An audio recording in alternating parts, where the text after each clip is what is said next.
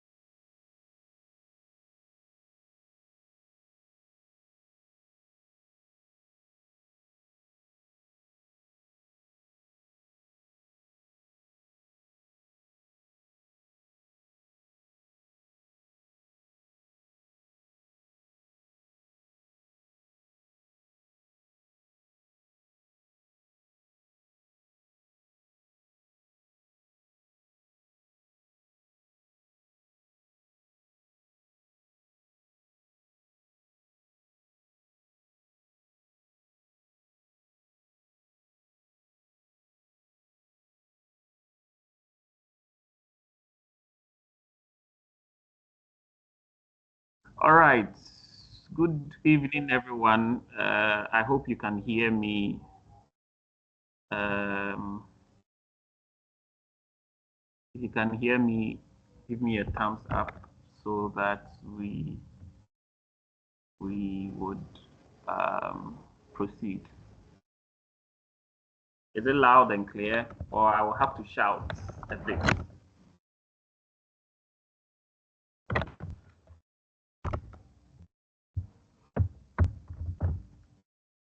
Oh, I noticed that they are all mute. loud and clear, sir. All right. Let me allow the microphones. Um, so that we'll proceed. Nadakon, can you help me with that? So just a sec.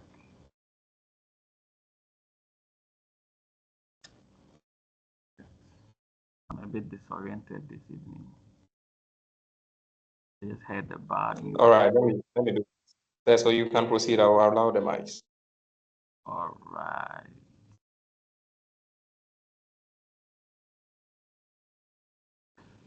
Once again, good evening, everyone. Good evening, good evening, good evening, good evening, good evening, good evening, good evening. I want us to begin. Okay, so when we talk about academic writing,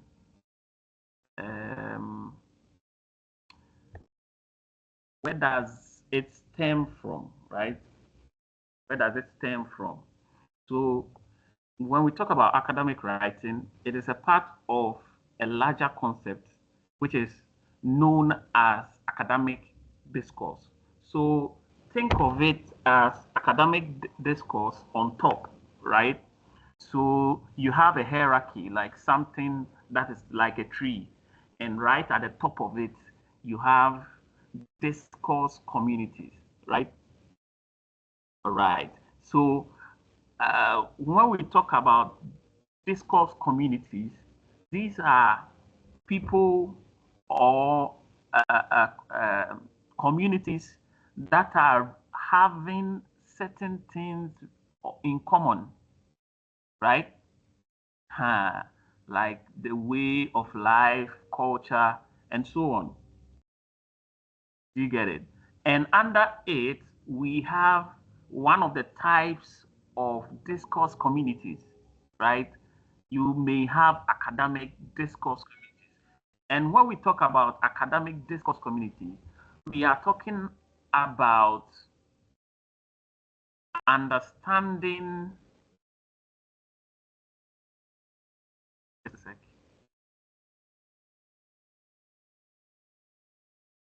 Just a second, everyone.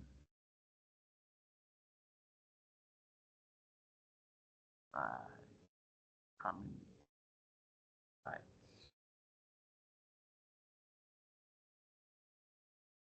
Okay, so we are talking about all all about academics, everything about education, right? So this has to do with the kind of community that is related to our education, basically. So if it has to do, so think of it as your friends or your colleagues that has to do with education.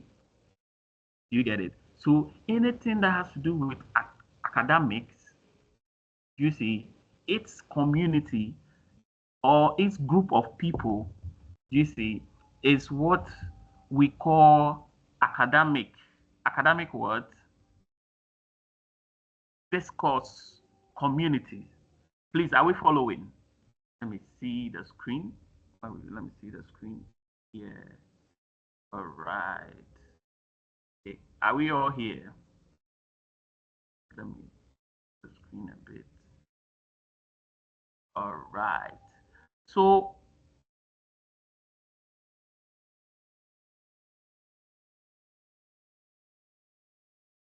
so when you get this concept, now it will be very easy to come along with the rest of the things under this big tree called discourse community.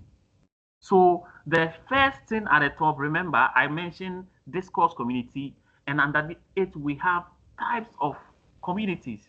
You have communities that are related by what? By blood only, right? Communities that are related by way of, let's say, the type of language, right? We have communities that are related with the type of how do you call it? What you do, the kind of profession you do, right? And all these have names, right? And so we are going to come to all these things in a few minutes. All right. So, academic discourse community, right? when we let's separate the first two words, right? The two words in academic discourse community. So when we talk about academic itself, what are we talking about? So we are talking about something that relates to education, right? Something that relates to education, right? Or scholarship. You see the thing? Huh. A lot of people, when we talk about scholarship, they are thinking about the scholarship we get, fully funded, free education. Scholarship has to also do with things with regards to your education, right? This is how this is why we call some people scholars, right? Because they have dedicated their time to their education and have perfected the the field of study, right? That they have pursued, and so we tend to call them scholars, right? I believe talking about scholars, I believe ugly scholar is in the class. All right. So when we talk about academics, it's basically something on education, right? So it's also something that has to do with theories, right? It's theoretical because when we talk about academics, it has to do with you learning, right? And most of the things that we do have to do with writing a lot. And so normally we have to read and read. So the first things or the connotations we give to the word academics, I'm using connotation because we learned in critical thinking that connotations are words that that meanings that we give to words, right? The meanings that the public give to words. It may not necessarily be the actual meaning, right? But the meaning that we give to it. So we also looked at certain words, like for instance, mob. You see that over time, the word mob, M-O-B, people have associated it to violence a lot, right? Meanwhile, the word itself, mob, means a group of people, right? People who have gathered, right? A large crowd, you see. But over time, the word is being corrupted. And you know, the English is such that the more the people accept it, the more it becomes. Just like now, doomsor has been accepted to become a word, right? And so one of the connotations that we have assigned to academics is the word theoretical, right? And so these are some of the connotations that would come in mind when we talk about the word academic. We want to, mind you, we now want to dissect the word or the words academic discourse so that as we delve deeper into it, we will have a better understanding of what the word entails, right? Just a sec. Let me do this.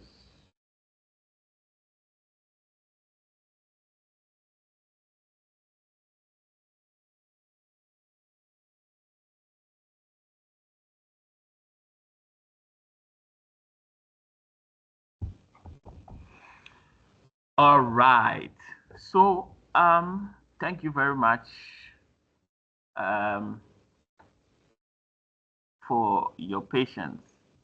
All right. So, it's basically connotated to this, okay? So another meaning is a person who teaches, right? A person who teaches and or undertakes research at a higher education institution, right? An academic, when you pick it in a noun form, can also mean someone who undertakes research at a higher education institution, right? So we can call all of you here who are listening to this session as academics, right?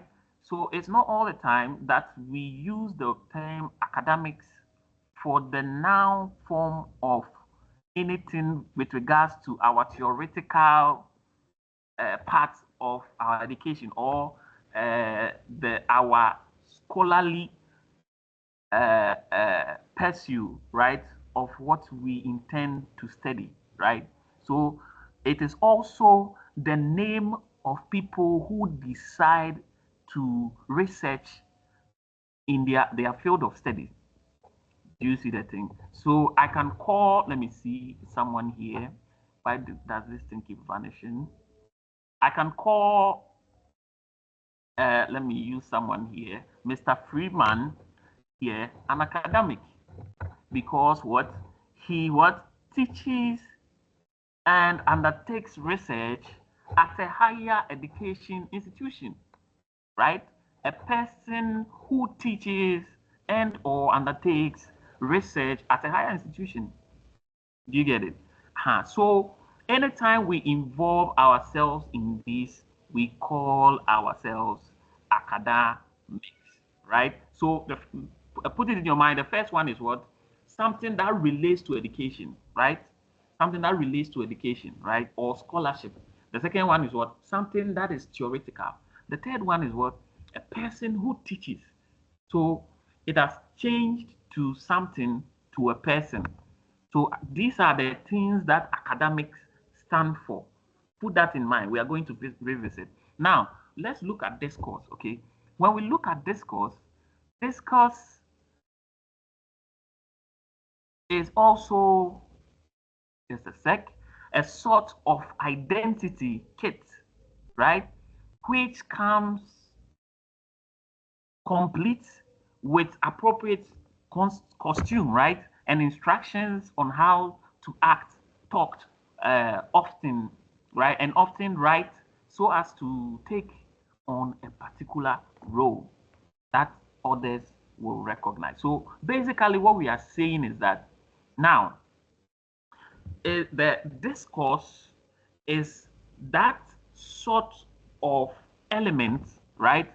That gives the whole, like when you look at academics, is a sort of element that gives it like its completeness, right? That makes it whole, right? In a sense that it shows the kind of people that we are talking about. So if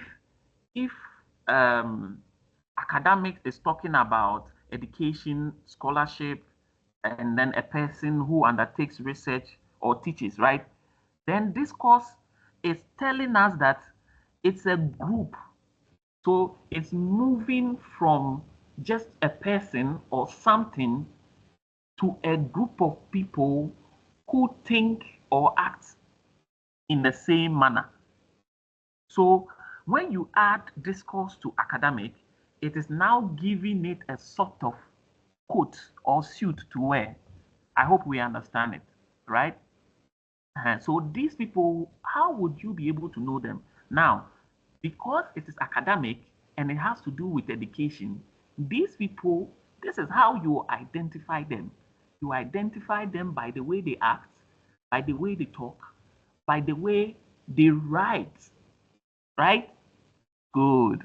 And this is where we are going to focus on. So academic writing focuses on the way they write. So there is the way they act, the way they talk, but academic writing is going to focus purposely on the way that group of people, which is the academic discourse, right? That community, right? The way they write. And this is what the whole course is about. All right? Awesome. So at this point, if you have a question, you can ask, you can raise your hand as we move on, and you are going to be answered. We have a lot to do, so I'm going to move fast. This is why I'm trying to avoid any distraction right now. Okay? All right. So this is what the whole academic writing thing is about. Okay? So now let's move on and delve deeper into the course, right?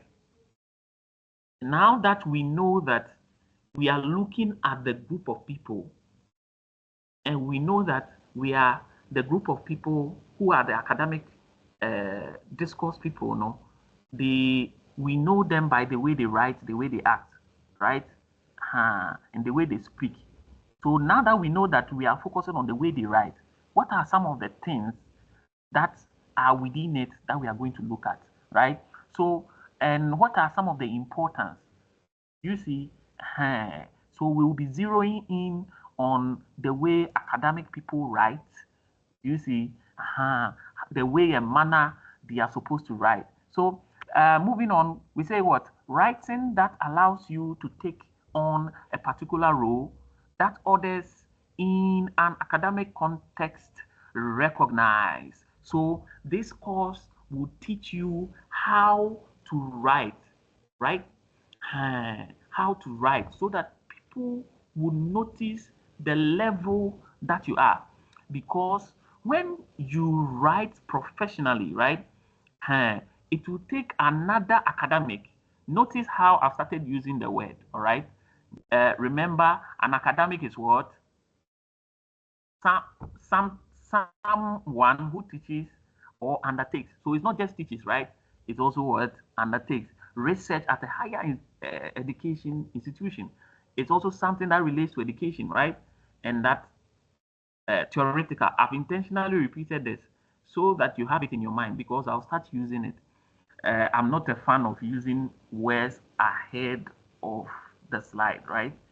So you will see me use these simple terms or be looking for simple terms to use so that we can move on quickly.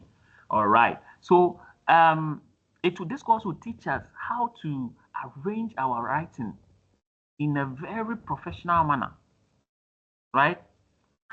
And the way you write will let us know the kind of department in academics that you belong to.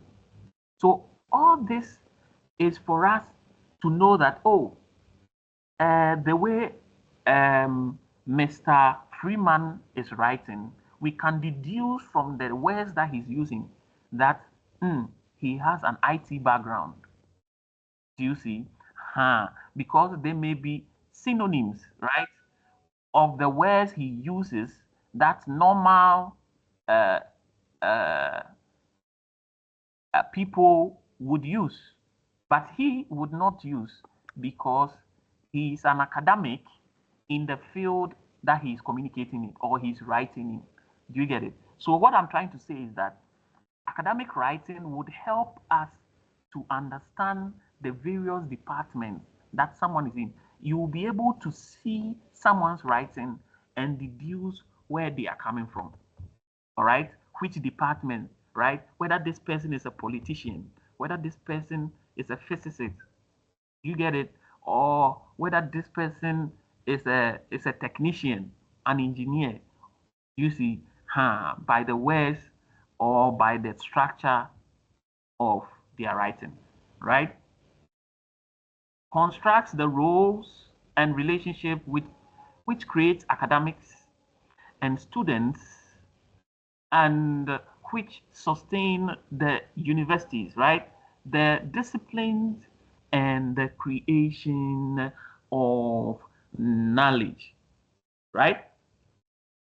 It helps us to build this, um, um, how do you call it? Uh, Connection between who is teaching and who is studying. Do you get it? So because of that, we are able to know the types of what departments that there is when it comes to the school that you belong to. So in this case, the university. You get it? So when a lecturer is speaking or writing, you will know. So the various departments in the university, okay, they have their common language that they write in. So when reps are talking, normally we use some words like constituents, right? You see words like constituents, you see words like honorable, you see. So these are the same words that politicians also use, right? So these ones are communities on their own. You get it? And academic writing helps us to know who is who. So basically, this is what we are going to study about. All right. Now that we know what academic writing really entails, talking about the structure of writing, right? How things may appear uh, to be, right, by way of writing. You get it? Let's talk about what importance it brings to you, right? What are some of the important you see? So the first one we have here, constructing roles, relationships, as we just talked about, right? So as a researcher within a university, you get it? How does academic writing benefit you? Okay, how does uh, uh, academic writing benefit? So first of all, who is a researcher, right? Who is a researcher? Can someone help us? Let's engage the class. You can unmute yourself. When we talk about a researcher, who is a researcher, please? Can someone help us? Can raise your hand and tell us. Anybody? Okay. I hope you can see my screen, right? Right. Can you see my screen, please?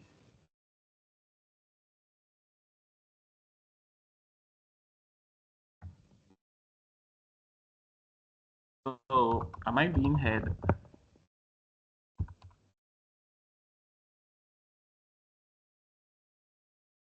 Hello, is anybody here? Anybody here? Anybody here?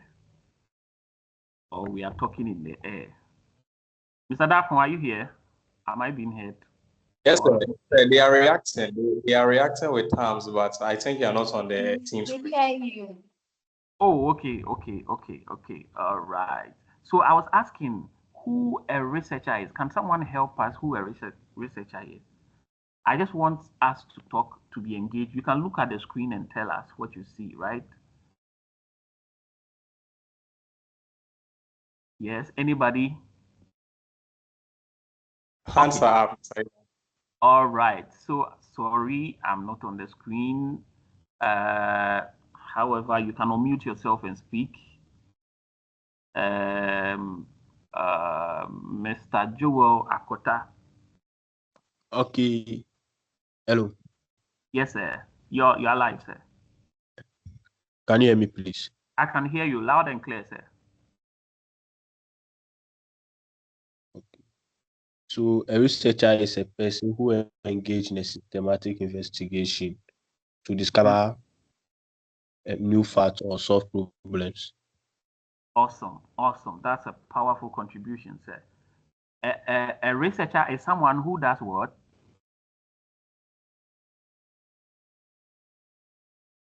Oh, he's gone.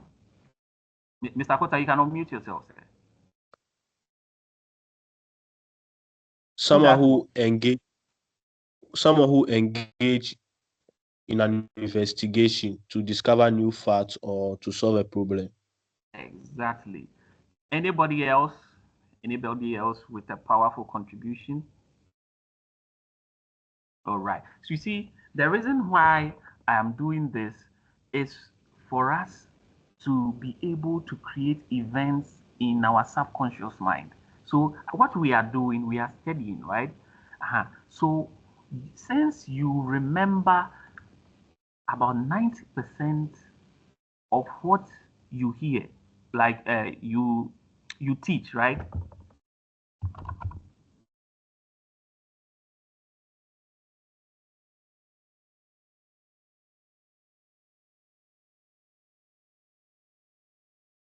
To show us something right now, and for you to understand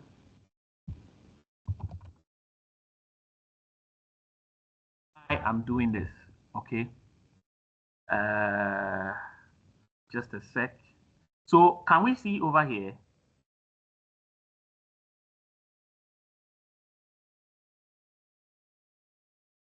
Yes, sir. You see, so Yes, sir. we remember what 90% of what we teach. Do we get it? 90% of what we teach. So let me go back to the call screen. All right. So I'm trying to do this, even though you may see it on the screen. When you are saying it, the fact that you are saying it, what you hear, what you see, they all have percentages that you remember. So if you are learning and you want to remember it, try teaching it. So you see that I will still display the thing on the screen and I'll still say someone should contribute it, right? Someone should contribute to it. So it means that I'm trying to build events in our subconscious mind that will help us remember that thing. So you see that whenever you contribute to something in class, you tend to remember your contributions. You see, and this would help or aid in your learning. So when I say that anybody should or somebody should come up and contribute, just don't hesitate. Or anybody, any tutor, any other tutor. Okay, that was just by the way. Anyway, so our brother said a tutor is someone who does what? Investigates, right? Mr. Kota, is that what you said? Investigates, right? Into details, right? So our project works, our assignments, when we come to the net, right? You can see a lot of Google stuff here, right? That we are searching over here, right? You see the types of learning, right? Learning pyramids. So we are doing research work. So at the university level, there's a lot of research work we do. Do you get it? And after we do our research, academic writing helps us to structure or know exactly what to pick and how to use it in our writings. You see, after we do our findings, how do we communicate it to the general public? Academic writing helps us, if you are a researcher, someone who delves deeper into things, right? It helps you to structure your things very well and communicate it to the general public, right? So this is how important academic writing can be, right, to a researcher. And you see that it also helps, right, the role of a student, right? So in this case now, we are moving from a researcher who is a student, right? Because a researcher can be a student can be a researcher, right? You can be a researcher and be a student. But when it comes to a student taking an exam, you also do a lot of research. Do you get it? A lot of research. These courses that we are studying, right, in the universities, our lecturers are just to come and to lecture, you see. And so most of the times you see them just brush through things and then leave the rest for us to go and do more detailed studies on them. And so when our brother was reading, right, he said what? Detailed what? Investigating. So when you are investigating, you are examining, right? So you look at it into constituent parts, you dissect, you analyze, you see. So these are some of the things that academic writing helps us to achieve. So if you are a student, it helps you to know how to fish for information. You know which information to pick. You know whether to skim through. You get it? To be elaborative, right, on the information you are looking for. You see, what type of studies or what type of uh, uh, um, yes, study type should you use when you are studying specific things? Let's say you are far behind time, right? And the exam is fast approaching. What method do you use to get what you need quickly and be able to produce it, as we call in our country, chew and poor, right?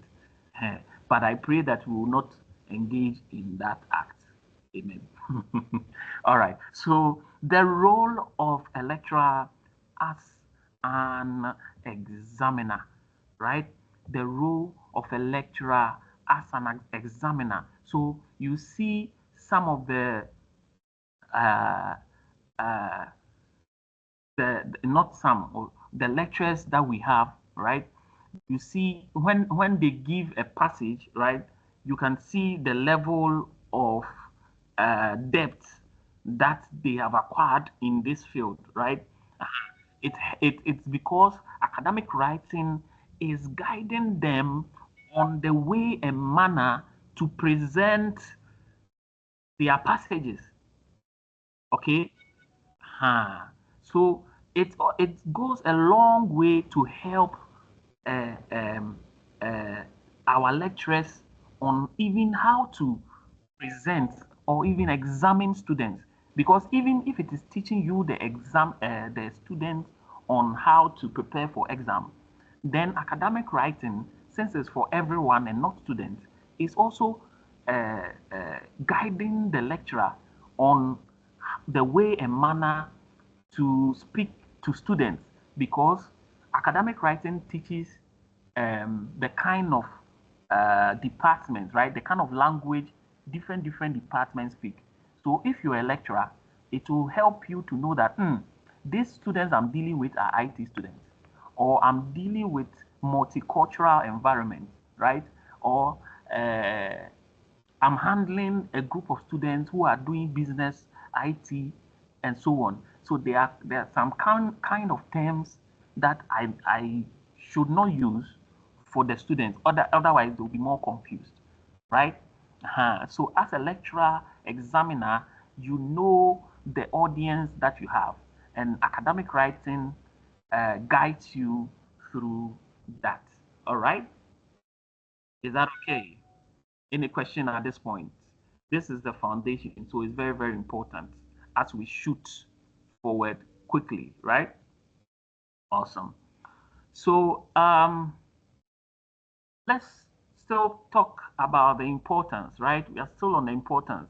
So we are in another category because we were talking about the category of constructing roles and relationships, right? So now we are talking about sustaining university. How does academic writing sustain universities? How does it sustain universities? So by creating knowledge through writing about research findings, right? It creates knowledge, right? Through writing about research findings. So if you have something, you just found something, you did experiments and you found out that this is the result of adding this together to this. Now, it is on you to know how to communicate it. Yesterday, we were learning about economics, right? Uh, and we were learning some things about Frisch and who? Is it Frisch and Ragnar, right? All right. Is it Frisch and Ragnar or Frisch and Keynes, right? Where one of them is the father of what? The bringing the term macroeconomics, right? And the other was what? The one who built the contents of macroeconomics. So you see that, but you do your research into these two different people, and you realize that one is a philosopher, the other one is a mathematician. You see, the other one is a mathematician and an economist. The other one is a philosopher and an economist, right? So these two people, based on their fields, they would, based on that, right? Because of the knowledge they are exposed to, they will communicate according to that environment they are exposed to, right? And this is how come someone would find a body of something, and another person would find the content, fixing the body. As we were talking in the beginning about academics and discourse, you can see the same thing here, right? So it helps us, academic writing helps us to communicate. So you see that one person was able to communicate what he had. You see, the other person just got the term, but the other person was well able to communicate what he had and transmit it or transfer it or convert it into raw knowledge for everybody to consume. Doesn't mean that the other one who just created the name didn't know anything. He knew. As a matter of fact, the one who created it was also a statistician, right? He was a high-level mathematician, but his communication, it took the philosopher, because of his area of study, he's able to communicate his thoughts well. And this is how come he was able to write it for us, to convert it into knowledge for us to write. So academic writing, being exposed to it, makes you well able, right, to communicate your findings into raw knowledge. Do we understand it up to this point? Or I should go over again? Anybody? Do we get it? All right. So transmitting knowledge through publication of written material such as books, journal, articles, thesis. So it's the same thing. So transmitting knowledge through publication. So the first one is transmitting through research findings, right? The other one is what? Transmitting the same knowledge through publication. So now this time through books, right? So you see that yesterday, I'm trying to link up with the things that we already know or the things that we've studied. You see, so because also, just as I'm saying that you remember over 90% of what you teach, I'm also having in mind that the mind also works by association. So if a lot of the things that we are teaching here is so abstract to you, a lot of you who are visual learners may not be able to catch up, right? And so this is why I may be so elaborative on a lot of things, right? So forgive me if it's repetitive to the audio learners, okay? When we talk about publication to written material, now the findings that you've gotten or the evaluation that you've got as a result of your problem solving journey, right? Academic writing helps you to structure it, right? Either to expand it, you see, or to contain it or make it concise for people's consumption, because it also helps you have in mind the kind of people you are dealing with in order to communicate it. Some of our people, when they write books, you read the books and you yourself, you finish and you are confused. If you've really done academic writing thoroughly, you will know the right words to use and the structure or the type of language to use to a particular audience, right, that you target, okay? So transmitting knowledge through publications, so writings, right, through books, journals, right, articles, right, papers that we read, the thesis, right, that we produce during our university time, right, the long essays as well, and so on, everything with regards to writing. And also when we do our findings, how we communicate them, right? These all help to sustain universities, because universities, this is where we do a lot of research, right? So upon coming out with your evaluations, you publish it, right? And the school is normally given to the school. So anything you do at the end of your level 400, the school would have it, and it will be at their own destiny, right? Because according to the school rules, they own a lot of things about the lecturers and then the students. And so these things help. So the next time when someone needs certain things, right, they go to the library and they read your thesis, they read your long essays, right, your publications. It will be published there and people can have access. And this is what makes university run. Because as a university, if you don't take research serious, then you are bound to fail. You see the thing? Because it's through research that we develop industries and communities, right? And remember that a university is what? An academic community, right? Academic discourse community, right? Awesome. And so moving on, let's look at some of the features. Now that we have talked, so academic writing has a lot of importance, a lot, even more than the ones we've mentioned. But we are trying to expose the way the course is so that from your own perspective, based on how you are exposed, you'll be able to generate your own points from it. You get it? Remember, we are academics, right? Powerful. So let's look at some of the features, right, of academics. So based on what we've said so far, that it will help you to do this, help you to do that, right? So based on the importance, you can actually derive the features or the properties, right, or the characteristics of academic writing. What are some of the characteristics that they possess that we have already talked about? If you without even, that is not even here, right? Based on what we've talked so far, we've said so far, right?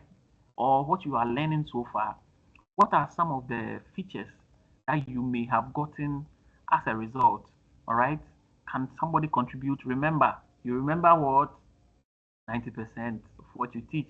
So I want you to talk and tell us something we are learning. And so even if you are reading from somewhere, just read it, okay?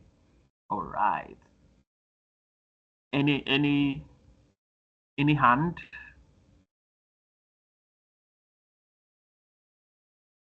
Any hand? All right. So let's look at them. All right. Academic writing has a defined structure. Okay. Academic writing has a defined structure. That is, it has an introduction, right? A middle or main section, or what we call body, right? And then it has what? A conclusion. Usually the thing. An introduction, which is also called middle or main section, right? Because that's where the whole content is. And then you have a conclusion. You see the whole thing. Even as IT students, right? We have similar thing in coding. Whenever you are coding, so for instance, if you are a web developer and you are coding with HTML, right? Whatever code language that you code with, right? You realize that you normally open your code. Your code normally has an opening tag, right? So this can be also be called what? Introduction. This is your way of communicating, because mind you, coding is also a language, right? Meant for a specific community. Do you get it? So, but you are communicating with the computer. You get it? So you have the opening tags, you have the main content, right? The body, and then you may have the closing tags. Do you see the thing? So depending on which industry or which environment you may find yourself, these words over here on the first feature, right, would or maybe change a little to fit those communities. You get me? All right. So we have the introduction, body, conclusion, and each of these parts has its own structure. So we have formality, right? Formality. The use of chatty slang or text messaging language is avoided. So we have formality. So it's basically talking about the fact that because you are dealing with scholars, right? There is a need. You are not talking about, even though they may be your peers, right, or colleagues, you are dealing with scholars. Remember, right? And so these are people who may be well educated in different facets, right? And so there is a need to maintain formality in this environment. If it were to be any other community apart from academic communities, right? Mind you, we are on discourse communities, and under it, one of the communities is what? Academic discourse community. And we realize that some of the things or some of their features, right, involves the way they act, the way they speak, and then the way they write. And so we delved into the way they write, which is what? Academic writing. You get it? And so this is what we are saying. So now we are on the features of academic discourse communities, right? The features of those people, they are writing. What are when academicians, right, are writing? What are some of their features that you see? How do you know that these people are academics or academicians, right? So we learned about their structure. That you see that they normally have an intro, they have a body and conclusion. We've talked about it. They are all under structure. And then we have come to formality, right? You see that they don't talk to people like they are, even though they may be peers, they limit the language to be formal, the tone of it. We say tone, right? Because when in the voice or in the sound part of things, when you are speaking to people, you are very careful how you speak based on the respect you give the person. But in academic communities, right, you maintain a sense of formality, right? And this formality, this sense of formality, you exclude the use of shortened words. So today, when you see some of us, when we do communicate, I'll be going through and be removing words like can't. You do can't, and I'll say, I'll remove it and write cannot. You see the whole thing? You are combining the words. I want to formalize it. You see the whole thing? So the use of chatty words, the way we communicate informally, we will not bring it to academic communities. In this case, the way we write in academic communities. This is what we call academic writing. So the formality, the way we write, the tone with which we use must be what? Always what? Formal. So being formal, you don't express your chattiness. Charlie, what's up? How are things going? Yes. And the use of local slangs, right? You maintain your language such that people outside of your country, right, can still relate with it, right? They are very careful how they write. So the formality is very, very important. Do you see the thing? The use of contractions, right? Can't, won't. I've talked about this, must be kept to an absolute minimum. The writer's language must be measured, and emotionalism should be avoided. And so, when we are chatting with WhatsApp, normally you see that we use the emotions to express the way we speak. And writing on social media doesn't really express the full emotions of the people. And so I think this is why they've introduced the use of emojis. But in formal writings, right, in academic writing, because you are dealing with academicians, right, scholars of your kind, you maintain a certain level of professionalism. and you avoid the use of these shortened words. And this is what is being elaborated in this feature of academic writing, right? So it develops a clear sound and argument.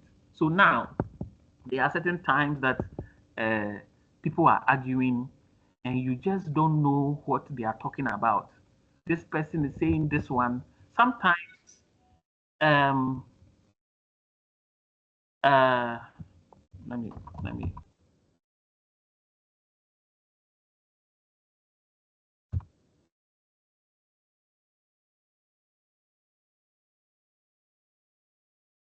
just a sec. Just a sec.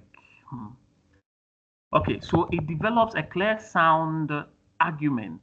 Okay, a clear sound argument. So, what I was trying to talk about. Hey, all right, just a sec.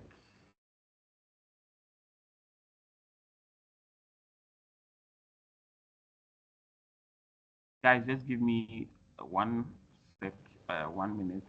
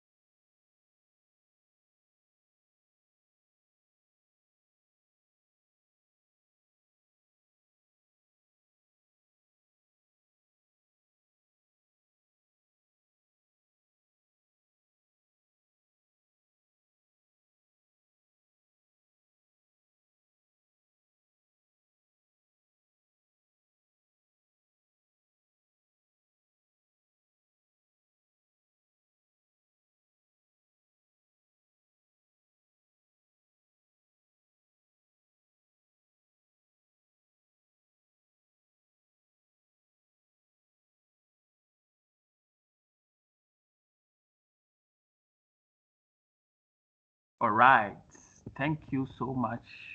I'm back. That was a very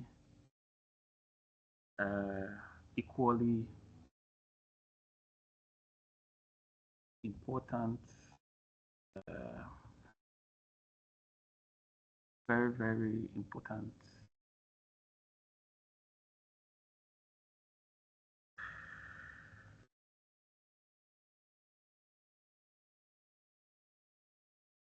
All right, I hope you can see my screen now.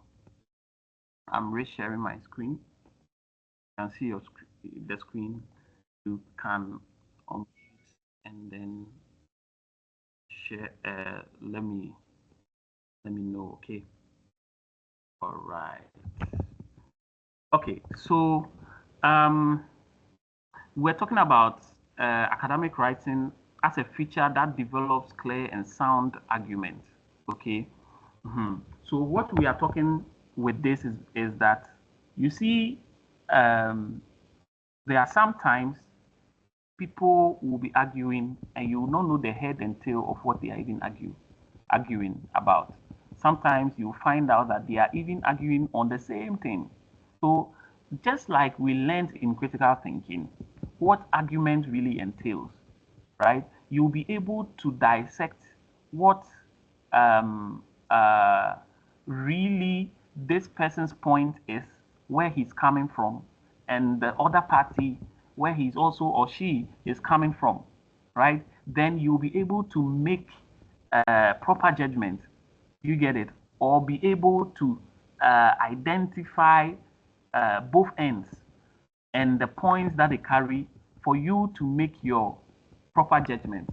And these are some of the features that academic writing holds. it will help you to make your point so clear that nobody will doubt or raise an argument on the topic that you are talking about, right? And mind you, discourse is one of the how do you get it? How do you say this? Types of factual statements. If you remember critical thinking very well, we are going to come to that very soon. Okay, so that we connect the dots and then we see where academic writing is stemming from.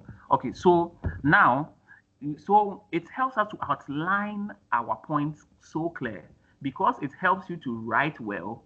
You'll be able to express your point in a very clear manner, so much so that nobody would have doubts on your very point. All right, great. So the next point or the next feature is what evidence or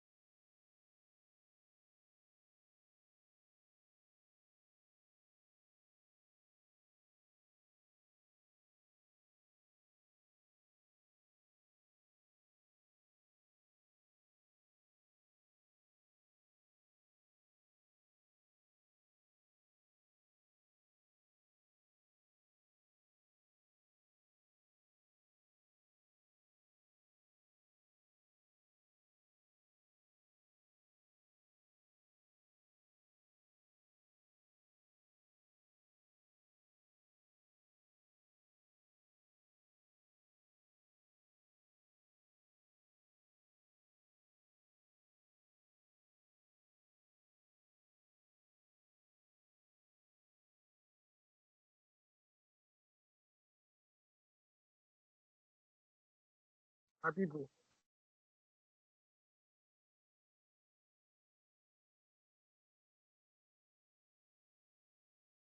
What is happening?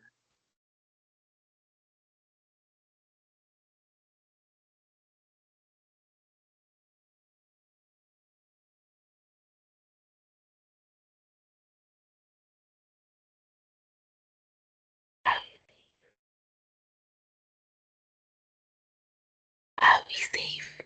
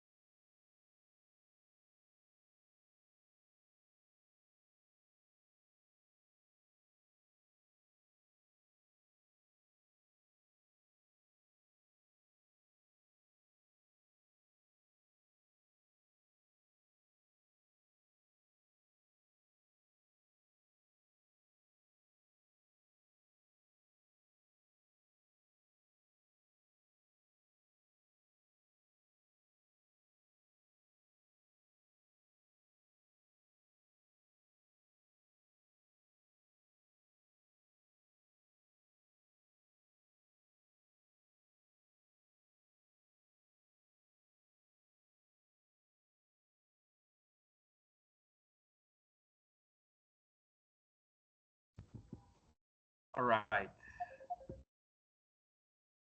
I'm so sorry for that interruption.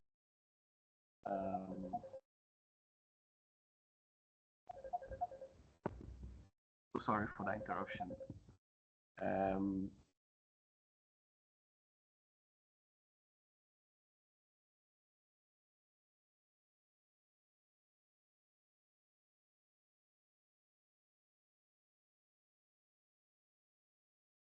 Yes. So sorry for that interruption. We can signal our friends to rejoin the session. Okay. I just had a very something going on. Okay. I think I must share. I don't know. I think it's recording, right? Let me just hold on with the record. There's a communique I issue out during the debate. So it looks like a lot of parties politically are against that, right? Where we are taking some details of students to present to the lecturer to reopen the IA for all of us to benefit. And for some reason, some students are against it and calling the lecturer to insult the lecturer. And I was just being called by the Accra Learning Center people of the official filing against me. So I had to address some one or two things. Okay. All right. So pardon me for that. It's quite unfortunate, but let's do well to let's do well to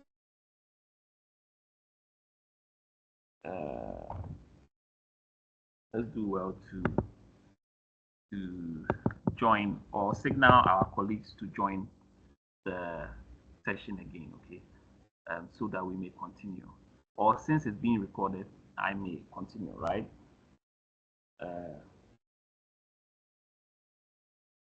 All right. Quite unfortunate where you are trying to help your colleagues and people see something wrong with it, where people have mixed a whole interim assessment and we are trying to help, and we have not even approached the main lecturer yet. You see, just a group of lecturers, about 3 of them, and they think that this petition was coming from a student. Meanwhile, no students have an idea apart from me. You see, and they are behaving like it has never happened. So I'm so sorry that this has to happen and interrupt our very beautiful session. And so I'm going to, because of this, I'll extend our class tonight so that we can cover a lot, okay? So that it will not be as if we've missed as a result of these interruptions, okay? Like I said, it's unfortunate, but what do you do? Hey, it is what it is. Okay. So I was on okay. I was here, right? So before we ended, who remembers the last thing I was talking about before the call ended, so that I know based on where we ended and I'll continue from there, right? You may unmute yourself and then speak, right? So that we'll have a smooth session for the rest of the session that we have. Anybody? From where we took off, or where you want me to start off and then move on, so that we can catch a lot of things. Tonight we will do a lot, so let's brace ourselves. The interruption will not be a reason to shorten our class. We will still continue, right? Class still continue, life still continues. Okay, so anybody? I don't want to just go too far back, and I don't want to go ahead. So if you can guide me, right, collectively so that we can move on, right? Anyone? You can just unmute yourself and talk. No need to raise your hand so that we can move quickly, okay? All right. Where we left off.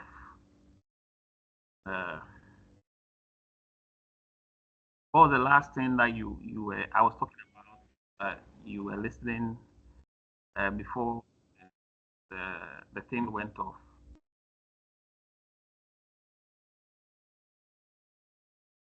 Hello, am I being heard? Or my microphone is not on. I think it's on. Anybody? Oh, kindly let's help with this so that I can move fast. Anybody? All right, Mr. Champon, please help us. Thank you so much. I'm trying to say that we can hear you. Your microphone is working. Oh, okay. I'm trying to say where we ended off so that we continue from there. All right, exactly where we ended off. Or around that area where you remember so that we continue from there, right? You're talking about you can use contractive words and other things. Like when you are talking to some people in academics, you don't words like can. And you said that sometimes you draw a communique and then you rewrite it and then you take away those contractive form of words from it. Form of words for? The short way of writing words, like can't, don't, and those things. Oh, okay. So you are talking about yeah, you are talking about the where it's the formality, right? The features where yes. Formality. Okay. It's formal, so don't. Okay. And you make an example that sometimes you will write a communique and then you will write it and then you take those words from inside. Yes. So you see people use. Thank you so much, sir. Thank you so much. Shows that we were following closely, right? So you see that I'll be changing words from will to would, right? Will. I'll be changing them to would. Okay. Would shows or gives a tone, a certain level of respect. Okay, someone's hand is up. Mr. Joshua, your hand is still up, or you raise it again?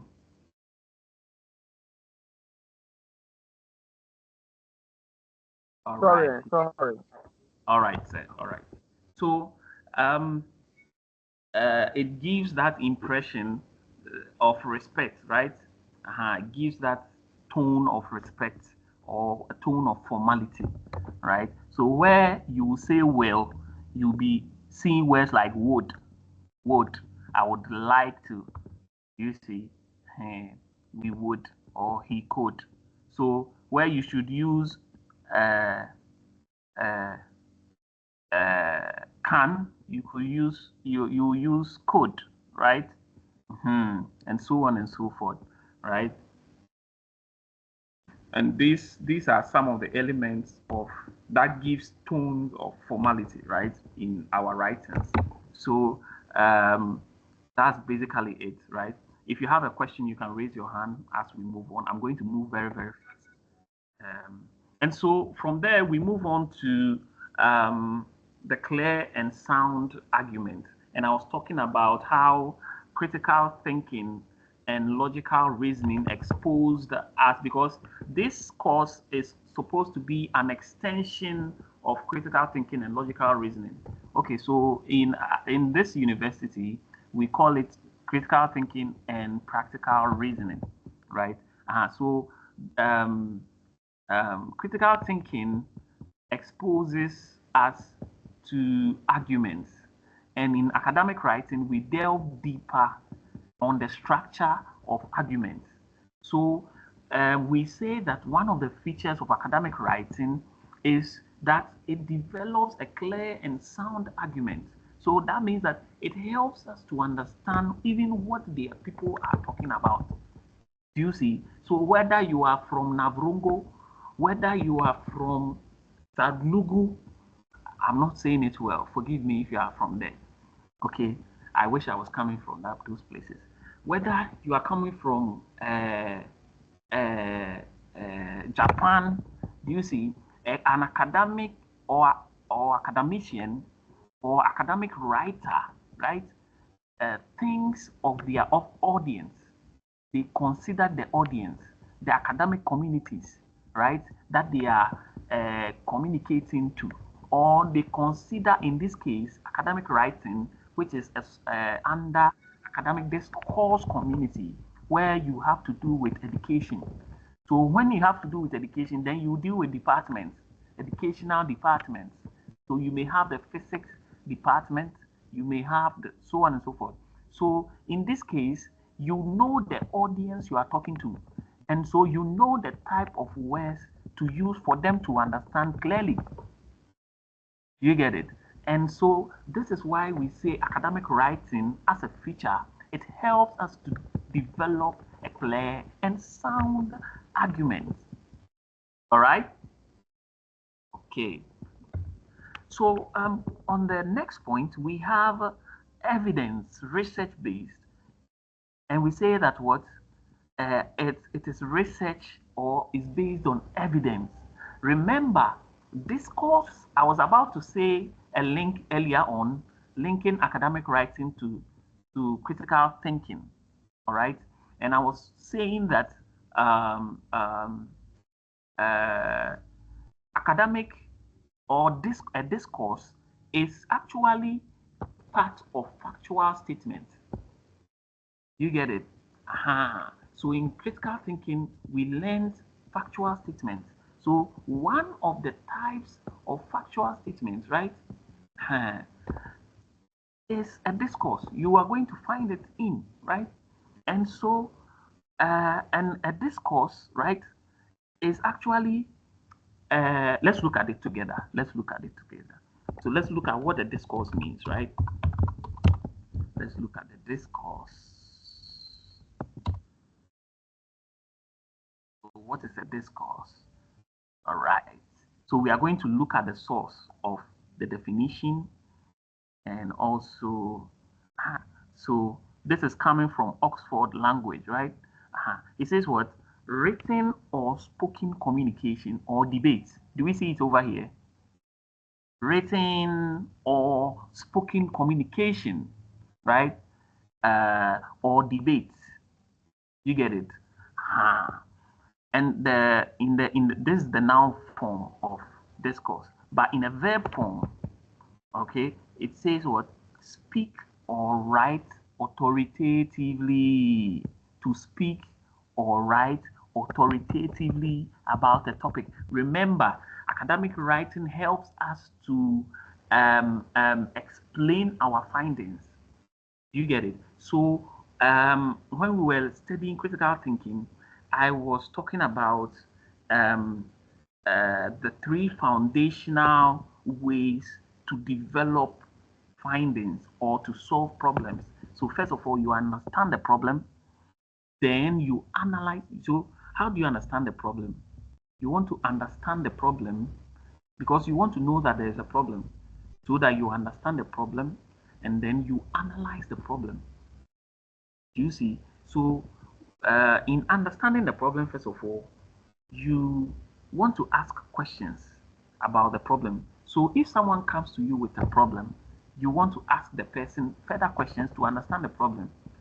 So we don't just begin to answer the people, we begin to ask questions. Sometimes people are uncomfortable, but you need to ask the questions. And then after the question, you understand the problem. Then based on the questions you have asked, right, you begin to break the things into constituent parts. This is where you have entered into the process of what? Analysis, right? Breaking it into small parts. Now, after analysis, you now, based on the fact that you've understood it individually the problem. Now you bring it together. You get it? And understand it, the whole thing, right? Holistically, right? And now based on that, you use it to provide judgment. Okay, these were the reactions. If you are a scientist, you say, when they are separate, this is how they behave. When you bring them together, this is how they react. Okay, if you're a lawyer, you look at the issues individually, then you bring it together, and then you look at it holistically. Based on that, now you provide your judgment. If you are on the law side, that's where the judge will come out to pronounce judgment, right? If you are on the scientific side, right, this is where you you come to your conclusion. This is where you pronounce your theories, right? This is the last stage. So when you've reached your last stage and you are pronouncing your judgment or bringing out your thesis or your findings or your theories, you are so bold with it. You get it? You are so bold with it, and you come authoritatively. You come out bold. It gives you a certain level of confidence, right? And academic writing helps you to communicate that. That's your final findings, right? So when you now get these points, you are now confident, and we say it helps you to speak authoritatively, right? So a discourse, how do you call it? In a verb form could also mean to speak or write authoritatively, right? So all that we are saying here is that when it is it's having a feature of evidence-based or research, right? It provides supporting evidence. So now, based on your findings, you are providing extra points, right? So let's say, for instance, you found out that, right, beryllium produces sparks. It produces sparks, right? It lights up, right? So let's just say it produces sparks or it lights up fire. You found it up, but how did you reach that stage, right? Academic writing would help you to structure and explain it. So even if you have one sentence, it will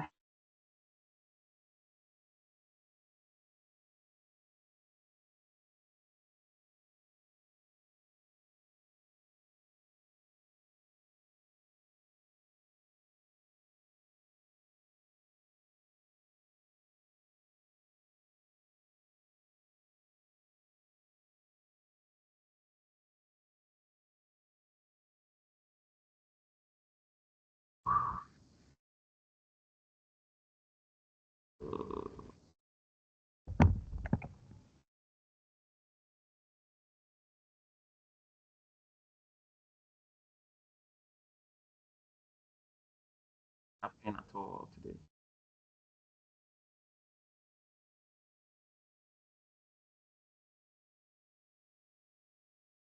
Am I back? Am I back? Am I back? Am I back? Can you hear me? If you can hear me, you can alert me, okay? Yes, I can hear you. All right, all right. So it provides supporting evidence for the arguments made, right? So when you have these points, it helps you to elaborate, right, on the findings that you have gotten. And this is what we explained earlier, right? Arguments are supported with example, citation, statistic, explanation. So it tells you that, look, based on how you got it, the structure of academic writing is such that you need to have supporting evidence to back your findings. You need to have statistics, right, that will back it. So what are some of the patterns that have happened before that is similar to what you have found, right? Let's go through those statistics and compare it with yours and see if yours is in line, right? It helps you to explain, right? Help you to explain the findings that you have gotten, right?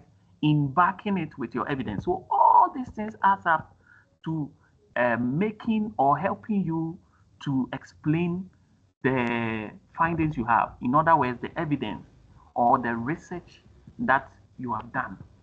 You get it? It guides you on all this.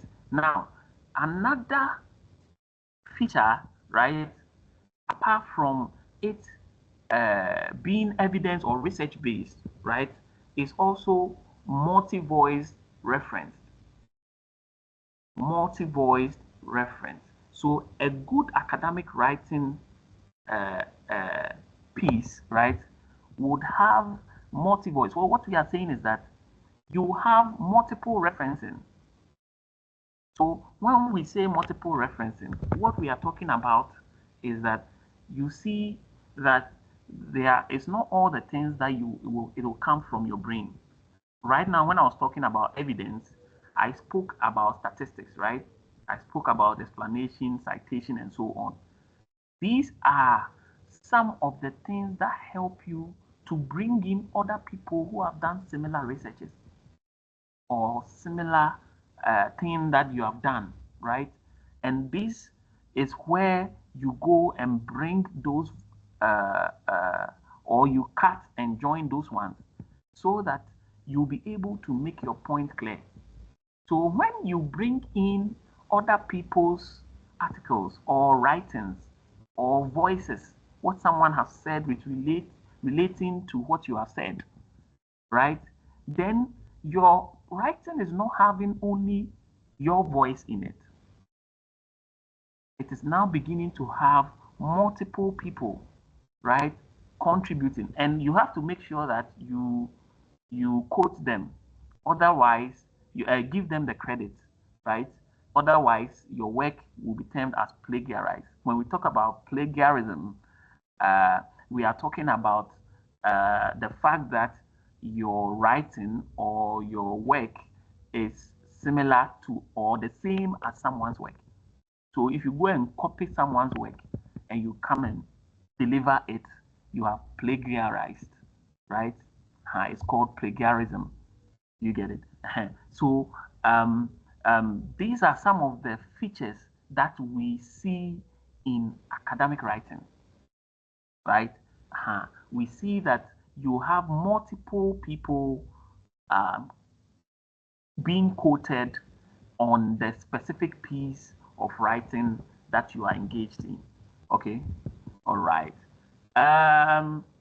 Based on this and some few others that we've spoken about from the previous ones, can you give points as to some of the features that you think an academic would write and you'll be able to know that this is an academic that I've written? Apart from the formality, okay, and then the structure, and then the clarity, right? We also have evidence-based, right? Evidence-based, and then we also have multi-voiced reference. So based on this, what other points have you gotten from what is being taught tonight? Anybody?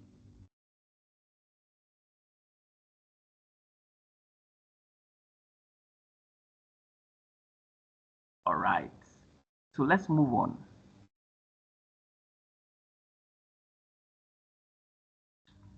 So we have the forms, apart from the characteristics or the properties of academic writing, we also have the forms. So what are some of the forms? We have argumentative, the form that it may take. Which form can it take, right? And how can it appear for you to know that this is an academic writing, right? You see that number one, you can use the properties to explain the forms, because the properties are virtually the forms that it appears. You get it? So importance, properties, forms, you can be able to twist them to fit the other, depend if you know what you are doing, right? This is for the purposes of the exam, all right? So we have argumentative. So academic writing may take the form of arguments, right? And this is writing that presents someone's perspective on a given topic.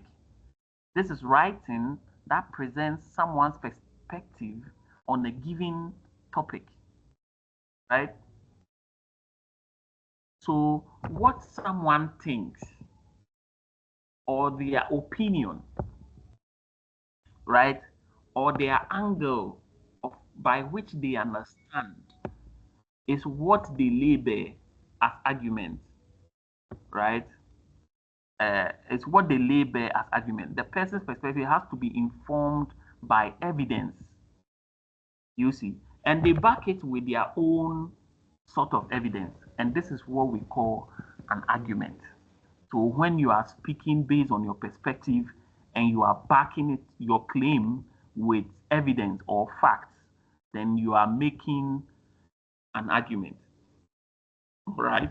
And then we have expository, right?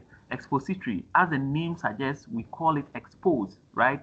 From the word expose. So it's basically giving exposure to something or giving details or explanation to something. So let's look at what it entails. This is the writing that explains a given concept or topic, right? Its purpose is to help an audience understand the concept, right? Topic or subject of a piece of writing. So basically, there's a difference between the argumentative, which is coming from one's understanding or perspective or angle, right? Which is also being backed by evidence. And then the other one is what? Expository, which means to expose, right? To explain into detail. So one is explaining into details, right? And giving concept or topic. You're just explaining. Do you get it? A topic. And the other one is also bantering what you are explaining. Then that we say that the person is being it's being argumentative, right?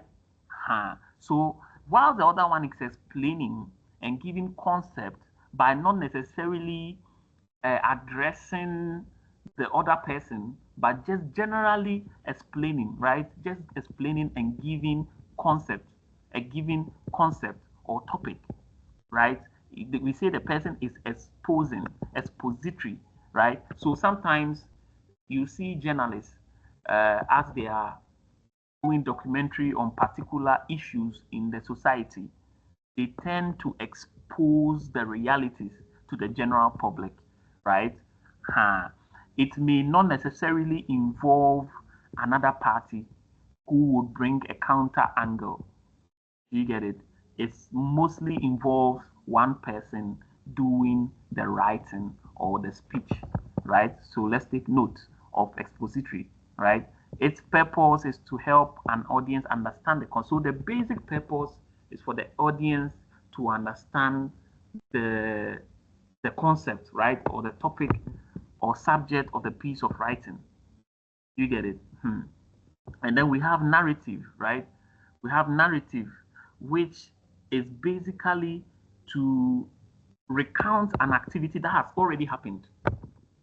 So the other one, the difference between narrative and expository is that with narrative, the thing has already happened and you are talking about it.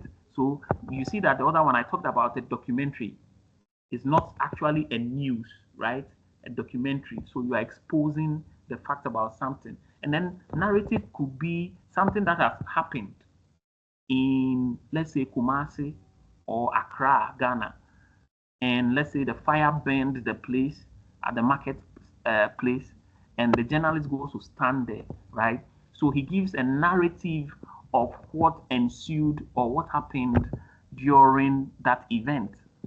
You get it? So let's note the difference between narrative and expository, right? And then we have descriptive. So to describe means that there is something that you are seeing at that instant. You get it? And you are giving the facts based on what you are seeing. So descriptive has to do with what or the evidence that you have at the given point. All right. This writing presents descriptive. You see, they've given a circular definition, but we'll explain it. This writing presents a description of something or an activity you have been involved in. For instance, you may be required to describe the processes involved in a certain experiment that you performed. So something that is based on what you have seen, something that is based on what you have witnessed. So that you may feeling that a lot of students may be confused by expository and then descriptive. Notice the way I'm giving the differences. Okay, so with the expository, it's just explaining, right? It says what explains the concept to the topic or the topic. But with the descriptive, now what it's doing is that the expository, it may be that you have not seen it, but you are talking about it based on the evidence you have gathered. Do you see? Or the facts you may have gathered from books. Do you see? But the descriptive is based on what you have experienced, based on your senses, what you have experienced, what you have seen, what you have witnessed, what you are witnessing. Do you get it? This is descriptive. Describe. How can you describe what you have not seen? You only describe what you have seen. And that is the difference between descriptive and expository. All right? Descriptive and expository. Now, let's note this. A good academic essay is characterized by a healthy blend of these forms. So you shouldn't have one and leave the other. You want to express what you know. So you make sure that all these forms are involved in your writing. I hope this is very clear. All right. So the next one is what? The next slide is what? Engaging in academic writing. All right. How do you engage people or your audience in academic writing? How do you engage your audience in academic writing? Okay, so one very important thing that you have to know about academic writing in general, right? And academic writing in particular is that it is a process. It is what? A process, step by step. So before we know how to engage people in our writing, all right, we need to first understand that academic writing itself, in general, is actually a step-by-step procedure, right? You need to know these things or properties that we've stated. In which ways, right? In which ways do they appear? Okay, in which ways or how? What are the chronological or step-by-step process that it takes for each one to appear? What do you do for? Is it that all of them will appear at once in the writing, or you have to let each other introduce the next one? If you get what I mean, right? So, so you have under process, we have a step-by-step series of activities following a plan of action. So you need to sit down and plan your activity.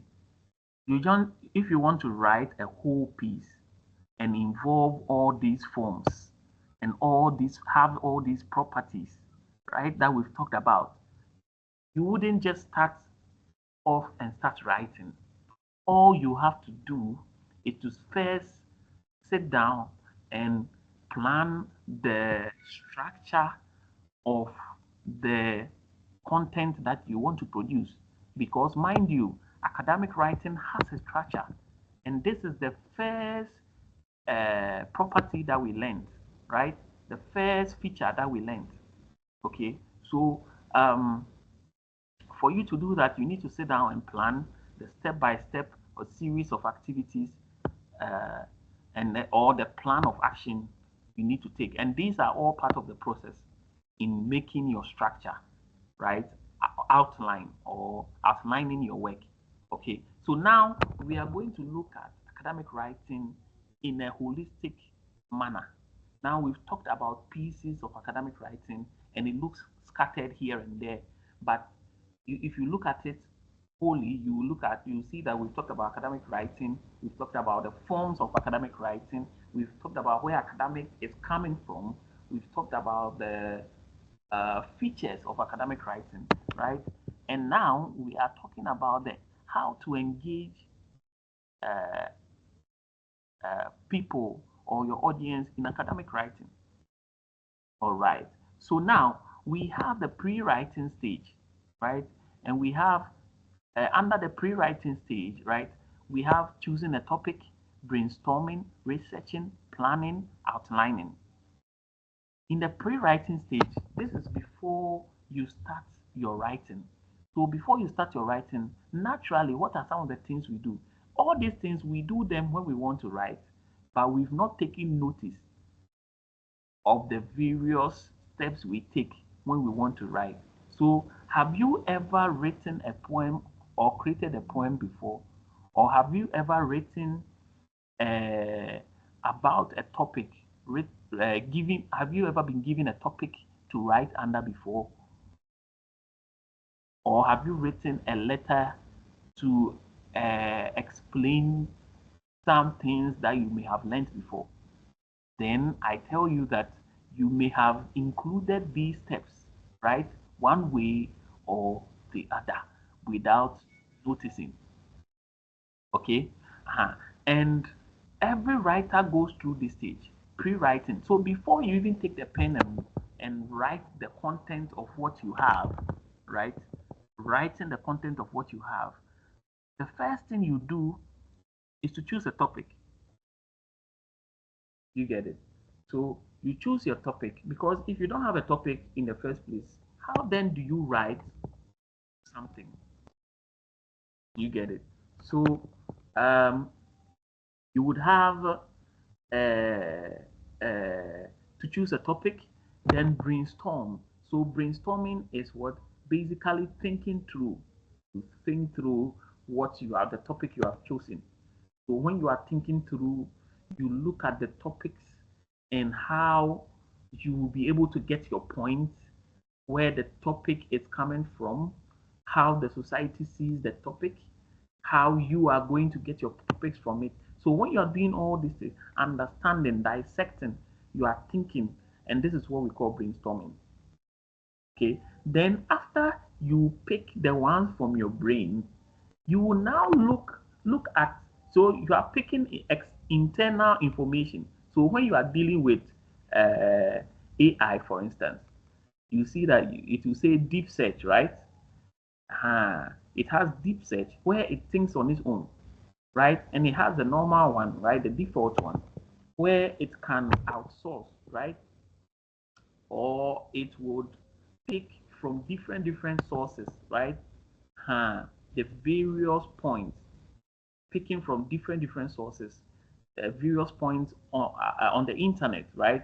And use it to feed itself and merge it with the ones that came from its brain. You get it? So it's the same thing over here. So researching, this is where you go out searching for the information on the topic you have chosen, looking everywhere for your information, right? And then you plan it. So in this planning stage, what are we talking about? We are going to look at all these things, right? Very shortly, right? So sitting down now, outlining after planning, right? Where this should be, where this point should be. Now, after researching, now you have your information. Mind you, researching is not to structure your content of your writing. You get it? You are still getting information, but except that researching is from external, brainstorming is with what? Internal, right? Let's get the difference. And then planning will now, this is where you have now come to the actual structure of what you are going to do. So my point, which one will come first? Which one will come second? Now, after you plan it, then you begin to outline it. That means that you begin to write them down. Do you see? This one comes first, this one comes last, this one comes in between, this one comes here. This will be my conclusion, and this my closing remarks, right? So these are the things that would come to the pre. So you are just making outlining means you are just making the sketch of the thing. It's not the actual. You still not started the writing, no. You see, you still not started the writing when you are on these things, right? And then when you are done outlining, okay, now we have the drafting stage, right? We have the drafting stage where you compose in multiple drafts based on information gathered. So based on your information, so you see that the information came from your brainstorming, from that which is where internal. Remember, researching which came from external, right? And then the planning of your work, right? And then now you begin to arrange it or sketch it on the paper or wherever you begin to sketch you do your sketches before you start composing or you start drafting or you start writing. So are we getting the steps now? So when you are choosing a topic, when you are brainstorming, researching, planning, outlining, you are in the pre-writing stage. Pre-writing stage, and we need to take close look at this very, very carefully. Okay, I've intentionally repeated this so that by repetition we can remember. So I've talked about learning by association, learning by teaching, and now learning by what? Repetition. Okay, so as we are learning academic writing, we are also learning how to learn. All right, because we are going to learn SQ3 in academic writing, which will also expose us further to how or ways that we can go through pieces of writing or learning or our research work, some of the methods we can use, right? Great. But until we get there, we are on the second stage of engaging in academic writing. So multiple draft based on information gathered, right? And the next one is what? Post-writing, proof reading. After you are done with your writing, you go through again, right? You go through again. So let's look at proofreading, so that we will be. I love for us to be having pictorial evidence, right? So that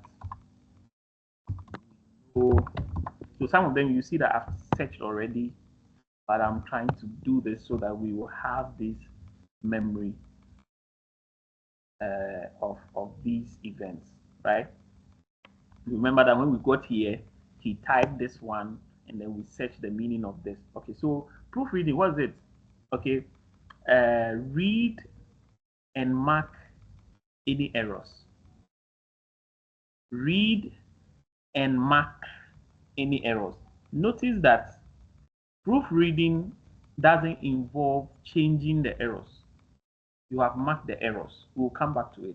So now let's look at editing, meaning. All right. So with editing, you see, you prepare the written material, which is already prepared. And now you are correcting what you have marked. So one comes before the other. One comes, proofreading comes, then editing.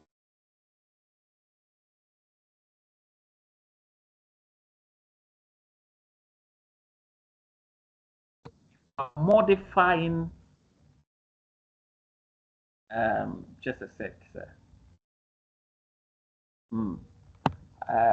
So you are modifying your how do you call it, your piece, right? And this is what we call editing. So now that we've looked individually, let's look at proofreading versus proofreading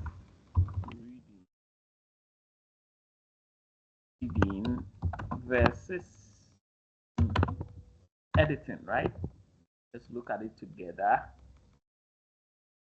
You see that proofreading and editing are distinct processes involved in refining written work, but they focus on different aspects. Editing addresses the overall content and structure and flow of a piece, while proofreading focuses on surface level errors, spelling, grammar, punctuation. So another feature of editing is that you are looking at the overall. We have a video here with regards to this for our research, right? We can look at it later on. So you have it, right? So proofreading, you just look at the errors, you mark them, the words. You look at the words, you are just marking them. You see, and the editing is when you have the work and you are changing the errors, you are making the changes and modifying the work. It may involve the whole work. Do you see the thing? So one comes before. You can't just look at your work after drafting and then you start editing. You need to go through. You need to proofread. Okay, I saw this one. Oh, I saw that one. Let me change this one. Let me change that one.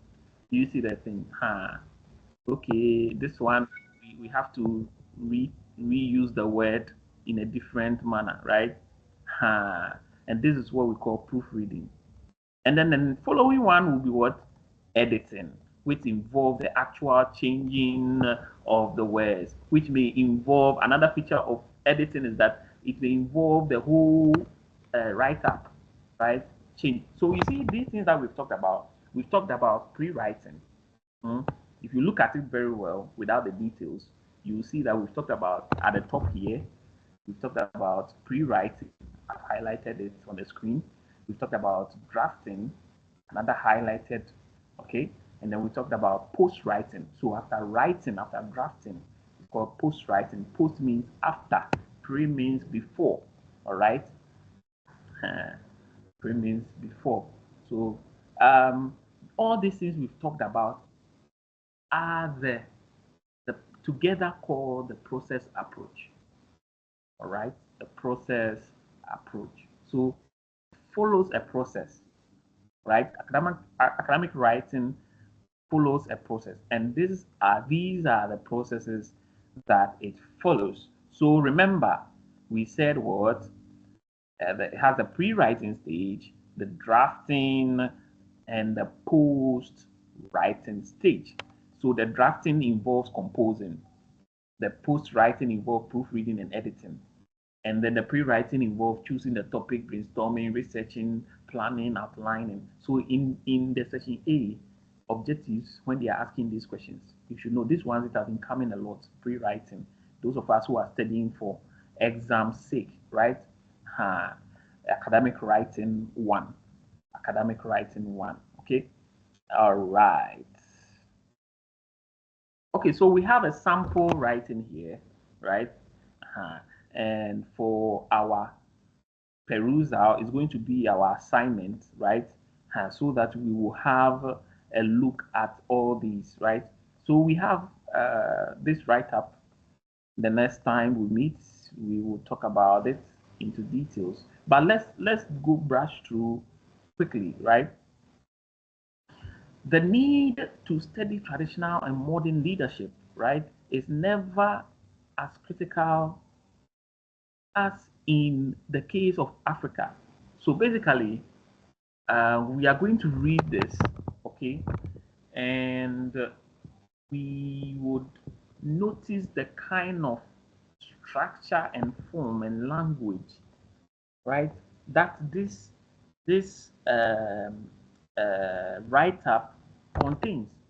So even from the first sentence that we read, you can see the tone that it is using. So most of us, because we are in the era of AI, when we search something on AI, especially those of us who are working on projects, research work, I don't want to talk about assignment. Okay, I don't want to talk about assignment, but it looks like I've mentioned it. Okay, so we fail to give AI the tone that it should give us. When you tell someone to give you a write-up or a writing, you have to remember to tell the person to give you the tone, whether it should be a playful mode.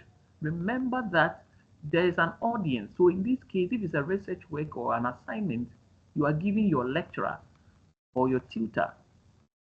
So it must be in a formal tone. But what kind of lecturer? Where is it coming from?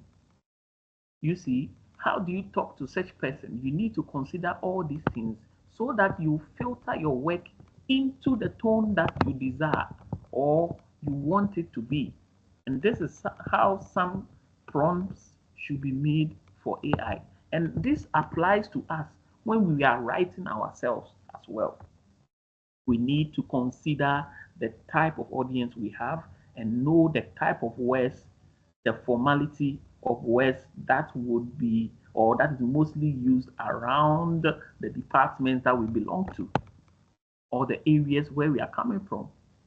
Do you get it? Or the based on the community, right? In this case. So in this case, we are talking about academic community since we are talking about academic writing. So you will realize that from the first sentence, you can see a certain level of formality, right? The need to study traditional and modern leadership is never as critical as in the case of Africa. In the words of Chazan, right? 1992, leadership is one of the many guides to the intricacies of political processes on the continent. In addition, leadership is important in defining the success, right, or otherwise of good governance or rare commodity on the African continent. So you can see a certain level of formality. You can also see what, let me let you answer this, Mr. Emmanuel. What are some of the features of academic writing that you see here that we have talked about?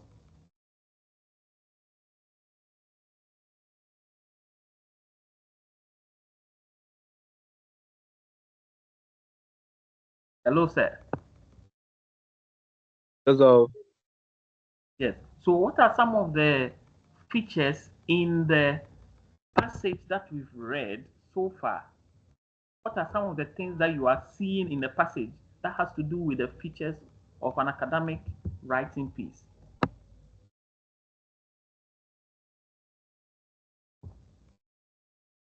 Okay. So sir, should I read everything finish or what I've read so far?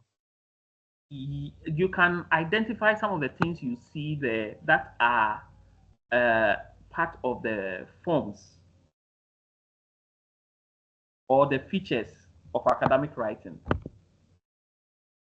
What are some of the features of academic writing that you see in the write-up? Okay, like structure. Okay, you are seeing a Yeah, I structure. see structure. You Yeah. saw an introduction over here, right? Yes, please. And then you see the body, you can see something like a conclusion over here, right? Conclusion, yeah. Yes, please. Okay. What else are you seeing? Okay, I'm also seeing the tonation is a bit formal. Okay, the tonation is formal. Okay, it's carrying a very Yeah, formal. like, Okay, that's great. Keep it up. And what else are you seeing? okay,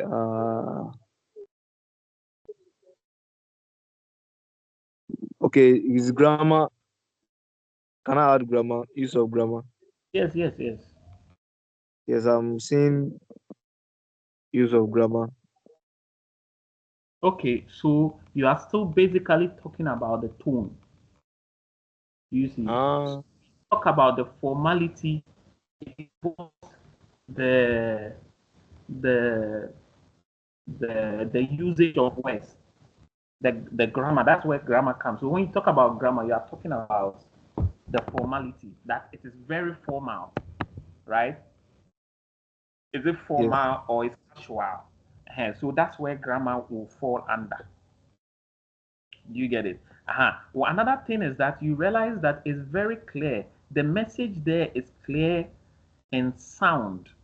You can see that he has made references, right? And to years and past tense, right? You can see that he has made reference. That means that he has also researched to get information externally, as we have spoken about, right? You see that the person is making references to other articles, right? Over here, as what am I highlighting over here? You can see other articles over here, right? Yes. And this is an example of referencing a work. So he's giving credit, right? You see, he's telling you source.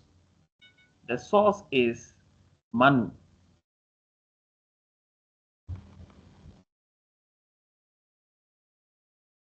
Wow.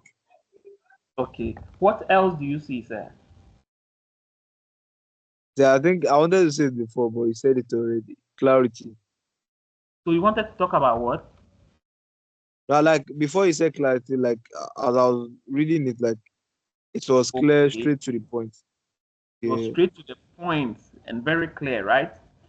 Yes. Apart from that, there was one more thing we talked about in the features. You can make your reference. The features, we spoke about one very important. It is what?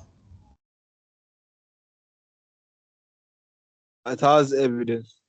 Evidence based. Good. So it is based on evidence. So what evidence? Evidence are basically facts, right? So what facts have been placed out there that you can compare this work to, or this work is similar to, or this work is actually exposing. Do you see? And you can see it in the write-up down there, right? It's providing you references, statistics of people, more than 100, 800 million people, right? You can see it all over here, all over the place, right? So these ones are giving you evidence. So you can go and check them. These are facts, right? Evidence are facts that are verifiable, right? So facts are verifiable. You can go and check and see whether they are true or not, right? So this is very, very important. This is very, very important. And in having multi-voiced, okay, in having multi-voiced, you are also saying that it is not only you that is writing the whole thing. You get it? You also have other people who are contributing to your work, and you credit them. And this is why he has credited the sources of his information, so that his work will not be termed as a plagiarized work. Remember, plagiarism is the act of copying another piece of work, right? Copying exactly the same and doing the same thing, or using the same exact thing from another person's work, right? When you do that, we say you have plagiarized, and in some countries, it is punishable by the law, right? In most countries, it is a very serious offense. All right. So that being said, we would move on to the next of topics. this will be the last one, so that we will end it here, right, and continue another time. Even though I still apologize for the interruptions, right? So discourse communities, right? So now let's talk about the discourse communities into details. So the kind of writing that has been described happens in particular communities that are known as discourse communities. These communities, according to Swales, so Swales is one of the scholars for academic writing, right?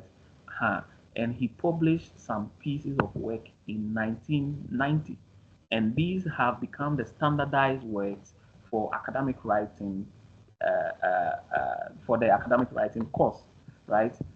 So these are some of the features, right, that define these communities, right? Discourse communities in general. So mechanisms of intercommunication among members. There is a sort of mechanism. So how do you know a discourse community? You know a discourse community by the way they intercommunicate with each other, the ways through which they communicate to each other. These are the mechanisms, the ways and manner they communicate. They are also called the mechanisms, right?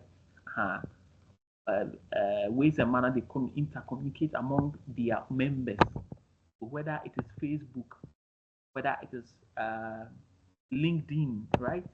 Whether it is TikTok, these are also communities because they have a way and manner they talk, or mechanism or intercommunicate. They used to intercommunicate among their members. You get it? A family, right? Because a family, when you live with them for a while, you begin to have a way and manner you communicate, whereby when someone comes as a foreigner, they begin to be odd in the family, right? Because they don't have the mechanism, or they know the mechanisms, way and manner to intercommunicate among members. It will take them a while, right? The use of participatory mechanisms for providing information and feedback, assessments, reviews, tutorials, right? The use of participatory mechanism for providing information. So which ways do they provide information, or how do they give feedback to people? You get it? So in other words, they are trying to assess you. They review, right? They also teach, right? So these is like people are learning over there, right? The use of participatory mechanisms that help you to be engaged in giving them feedbacks, right? So discourse communities have these main features. They have mechanism for people to give them feedbacks. So after you communicate, there should be a mechanism to give feedback or review. Oh, what I'm doing, is it okay? Are you getting it? Do you get me? I want to know how you understand it. So I ask questions. So the discourse communities have these mechanisms in place, right? And does Facebook have that? You see that they have, and so they qualify to be discourse community, right? The possession of a number of genres. So when we talk about genres, we are just talking about categories. So the possession of a number of genres, essays, reports, research, articles, right? For the communicative furtherance of aims, right? The possession of a number of genres. So they possess a high level of write-ups, or let's say findings, or reports, or essays, or research articles.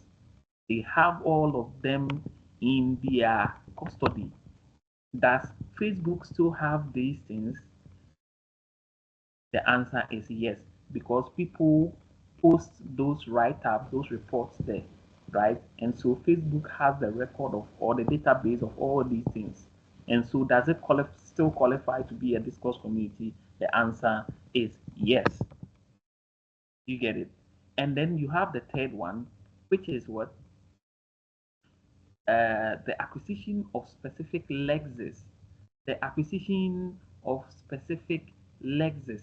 So that means that what are we acquiring, right?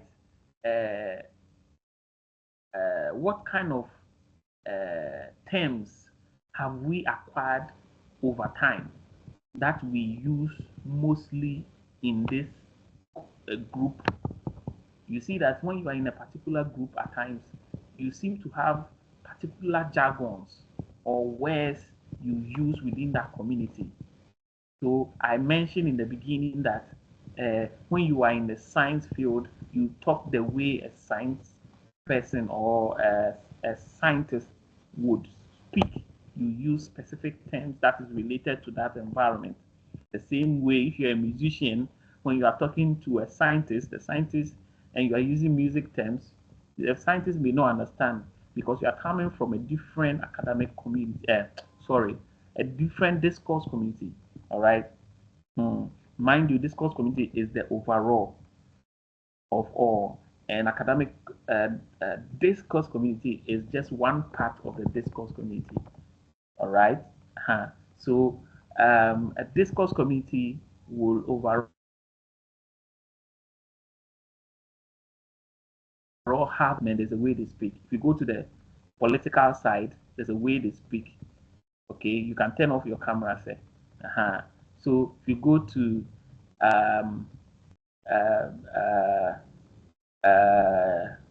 the political science students, there's a way they talk, right? And so this is what guides us to know what a discourse community is, right? And then we can go on to have discourse communities, examples, right? Schools of languages, sociology, a Facebook page, political science department, a law department or law faculty, computer science, and so on and so forth. Characteristics of discourse communities, right? We have goals, intercommunication, right? Participation. So if you are in a group, normally the group will have goals that they want to achieve, right? They should have goals that they want to achieve. They also intercommunicate, right? There's a communication among themselves, right? These are some of the characteristics of academic discourse community. They have goals, right? They have goals, they have intercommunication among themselves, they have participation, right? They participate in various activities, right? You have people participating. Students, lecturer, events where people will be teaching or people will be lecturing and people will be listening, right? There's a participation. You get it? We have categories. We have categories, genres, which means categories, where you have uh, the articles and all those things that are stored there for people to access them in the library, right? And then we have the lexis, right? And the type of words they would use in that academic discourse community. So you see that academic discourse community is just one part of the whole discourse community. So, and then we have expertise, right? You should in an academic discourse community, you have a group of people who are experts in the field where they come and teach what people would need to learn, right? And so on and so forth, right? Discourse communities, reading, writing, and you, right? Success for you as a student is dependent largely on your being able to function within the discourse community that you belong. To belong, you must, right? Write in ways acceptable to other members, okay, of the community. Read what has been produced by other members of the community. In fact, it is by reading what has been written by members of a community that you come to know how to write for that community. So if you don't participate in the activities of a community, you will not be able to know the way and manner they communicate, and hence be able to know how they communicate in the first place. So how do you participate? You participate by what? Reading, by writing. After you read, you need to write what you have read so that you can remember, right? So you need to read and practice their writing so that you can be able to sink into that community. Do you get it? So it is by reading that you get to know the way and manner they write, or by listening to them, you get to know the way and manner they write, and you can replicate how they communicate among themselves. You see, so there are certain ways that you can read to be able to know how you can replicate the way they speak among themselves. So, what are some of the ways one can read? And we have four major ways of reading, right? We have four major ways. We have the scanning, we have skimming, we have close reading, extensive reading. Scanning, skimming, close reading, extensive reading. Scanning, skimming, close reading, extensive reading. For last time, scanning, skimming, close reading, extensive reading. So when we talk about scanning, we are talking about quick reading. We are just quickly reading through things. We are just scanning. You see, when you are scanning, it's just you are the machine. You just the first connotation you attach to the word scanning is the machine going through things, right? And then skimming is a bit elaborate than scanning. It's a quick reading that allows you to make up your mind. So when you are just locating information, just glancing through, it's called scanning. But when you are reading to make up a mind or your mind about a piece of text, you want to read to decide on something. Just reading, quickly reading to decide on something fast. That one is skimming. You see? And then close reading is when, so you see that this one is it gives you what is called a gist. So in section A, they can give you which type of reading gives you what is called a gist, and you know that the answer is skimming. And then which type of reading allows you to locate information that you need only, full stop. That one you know that is scanning, right? Close reading, this is careful reading that ensures you do not miss any details in a piece of text. And so you know that close reading, right? It's a careful read. This time it's not quick. You see, the first two are quick readings. You should note the differences, right? First two are readings. But the third one, close reading, is a careful reading. But this careful reading, it ensures you do not miss any details in a piece of text. So that means that skimming, scanning, you can miss a piece of detail in a text. But this one, you are ensuring that you don't miss. You learn it verbatim. So when I say verbatim, it means that word for word, right?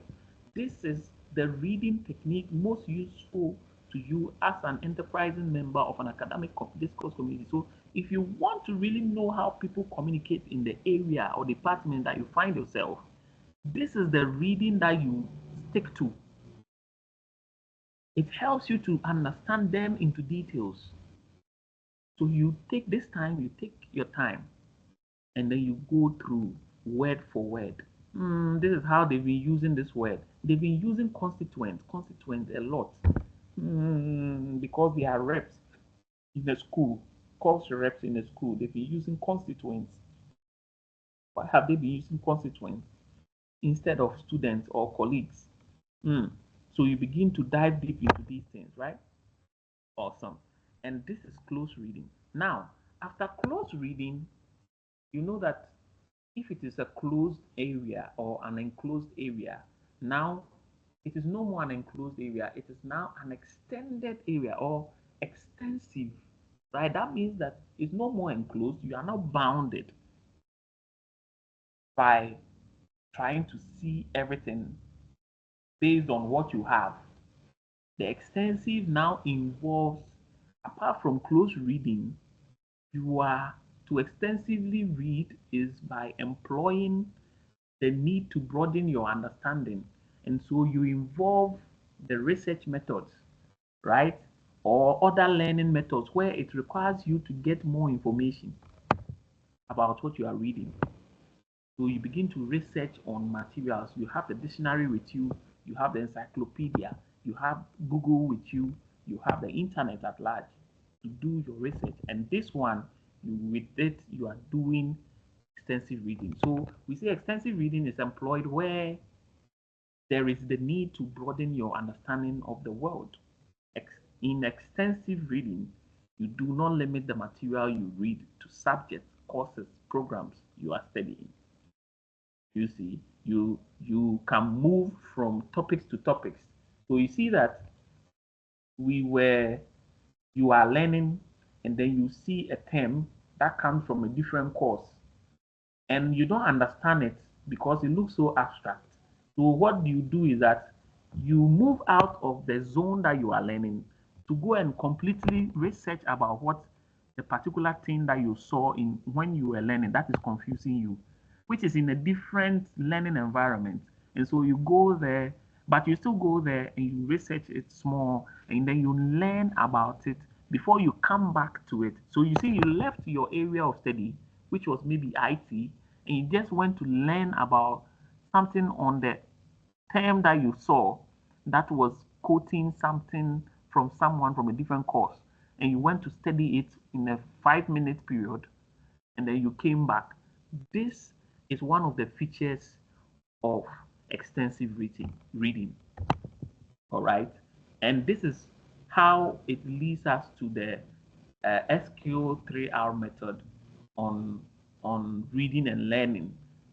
You see, where we talk about the survey, question, and then the 3Rs, which is read, recite, recall. So you see that one of the things that I've been doing since the beginning, if you noticed, I was imploring some of these methods for people, for our students to learn. And so you see that I was repeating, I was reciting, I was recalling, I was reviewing, I was asking questions, and I was reviewing the text that we have so that people will understand. So what was I doing? The first one, an important reading method that you need to master is the SQ3R. So the first one is survey, S for survey, review the text to have an initial general idea about it. You see, it's like the pretext, right, that we learned before you start the whole write-up, just the same way. But this time it comes in the form of survey instead of saying pretext or planning or brainstorming. You have the thing called or survey, and then instead of saying thinking through or brainstorming, you have question. So the first one is like how do you call it?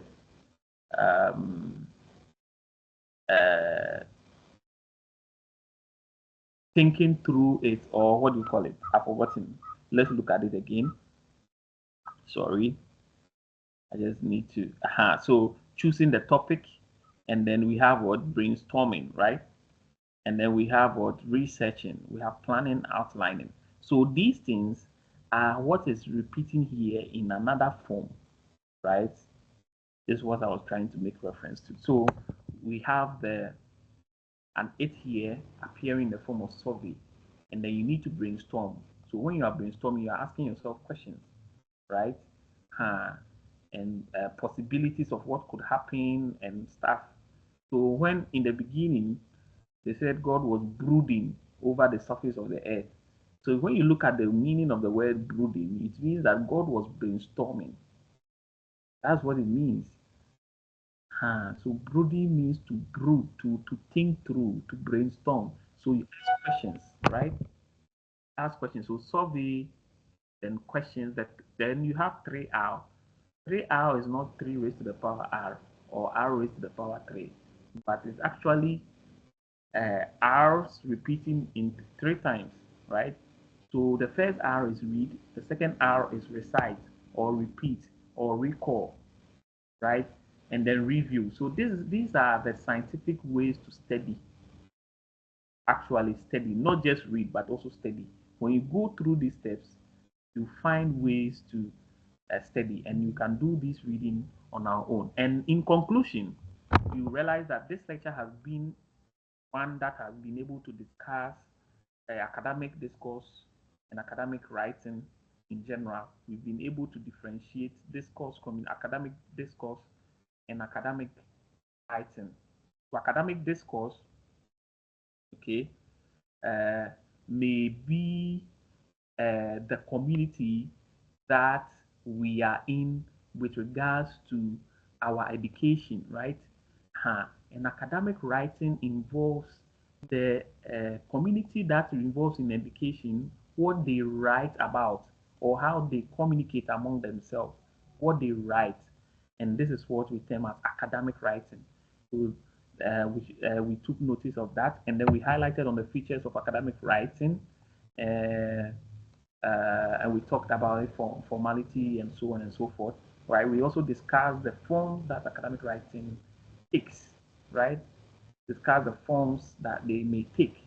And then we presented the process approach where we spoke about the pretext, and we talked about the drafting and then the post drafting stage or post writing stage. You get it? So that circle thing that we talked about. And then let me see. We discussed the concept of discourse communities, right? What they entails, discourse community, what binds them together. We talked about the Quail's 1990 write-up that he brought that has become a standardized concept for academic writers or academics in general, right? And then we've highlighted on the link between writing and reading, right? The link between writing and reading, which we expressly elaborated through the SQ3R. All right. So you can see that all these things have been referenced by from these people, right? And even this over here, right here, is telling you that this very slide or this very lecture slide was also outsourced from different sources, proving to you that even the lecturers themselves have been referencing from different sources. So you can see Dr. Swales here, GM 1990, right? His write-ups here from the Cambridge University Press. We see Highland K, right? 2009 Academic Discourse, English in a Global Context. And then we have JP 2011, An Introduction to Discourse. So where we pick the various writers from, they have been referenced. And this brings us to the end of today's lesson. Is there any question so far?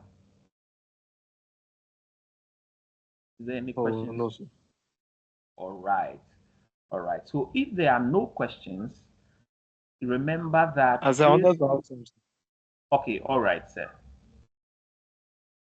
To say one of the features of a discourse community was like use of language, lexis. Features of academic Of discourse community. Of discourse community, not academic discourse, right? No, just discourse communities. So with the features of discourse community, we picked it.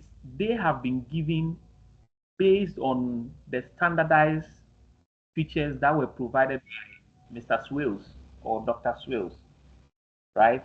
So you can see based on his features that he provided, he said that the features of discourse communities are the mechanisms. How you see discourse communities? Number one, the mechanisms of intercommunication among members, the manner they communicate, the mechanisms through which, or the ways through which they communicate. This is by Swales. Do you get it? You have to put it in your mind. Swales, 1990 is when he published this. So the use of participatory mechanisms. So some of the things that we use to give feedback. So after we communicate among members, discourse communities communicate, they have a way of communicating among members, and they have a way of giving feedback. And this is what you use to know that they are discourse communities. The first one, the second one, and the third one is what? Possession of a number of genres. You get it? They have quite a number of articles for references in their library. You see, they have a library full of reports, research articles, and things that they make references to. So a discourse community would have these things. And I made mention of Facebook because Facebook has a database where you can use it to fetch data or reports or essays or articles that people may have written, right? Google has some, right? Google has seen. We have academic discourse communities, which involves universities or schools, SHS, senior high schools, and so on. They have libraries. Students make researches, and then they put their findings in the school's closets. You see that it's good to ask questions. So you see there are some things I'm seeing here that I may not have elaborated in the class.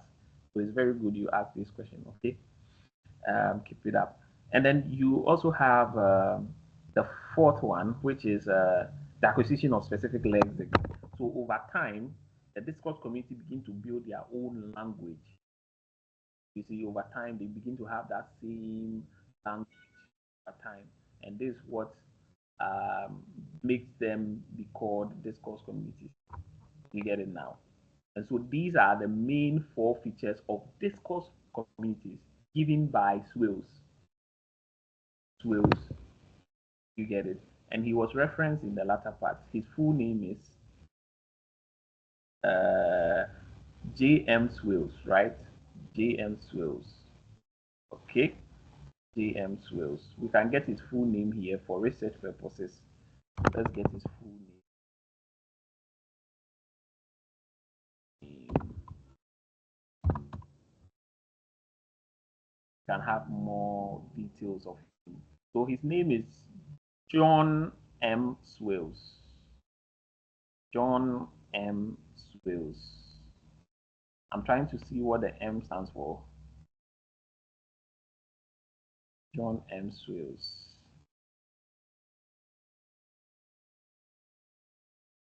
All right. So that is it.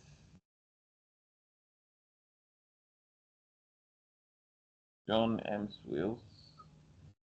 I think, where is he? I think we should get his picture so that we could have, I love to have pictorial listings of the people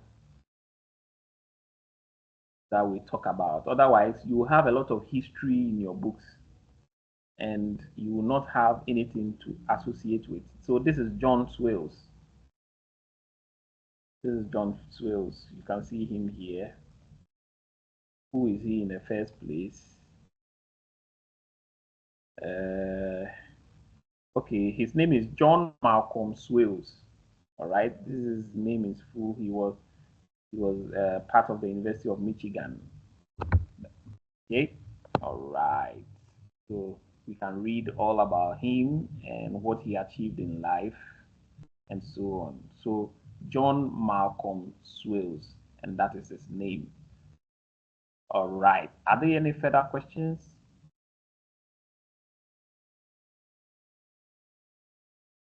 Any further questions, sir? All right. So without much ado, we would continue next week, God willing. We'll take another slide and we'll try and cover a lot as we have done today. Thank you so much for participating. We'll see you another time. Bye-bye.